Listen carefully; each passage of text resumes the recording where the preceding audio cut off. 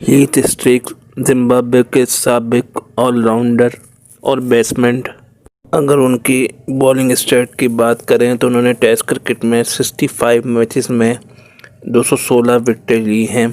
Best bowling इन innings 6 wicket 73 run देके average 28.14, economy 2.69, 4 wicket haul 16 दफ़ा और 5 विकेट हॉल 7 दफ़ा हीथ स्ट्रिक ने ली है। वनडे क्रिकेट की अगर बात की जाए तो 189 मैचेस में 239 विकेट ली हैं, 5 विकेटें 32 रन देके एवरेज 29.82, इकोनॉमी 4.51, 4 विकेट 7 दफ़ा, 5 विकेटें 1 दफ़ा और उनका बेस्ट बॉलिंग है 5 विकेटें 32 रन। जहां तक उनकी बैटिंग की बात की जाए तो 65 टेस्ट मैचों में 1990 रन, 22.35 की बैटिंग एवरेज, 1 सेंचुरी, 11 लीफ सेंचुरी, 127 इनका बेस्ट स्कोर है।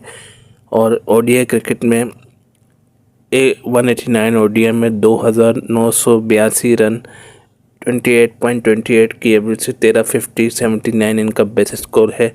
टेस्ट क्रिकेट में इन्होंने 17 कैचेस लिए हैं, वनडे क्रिकेट में इन्होंने 46 कैचेस लिए हैं।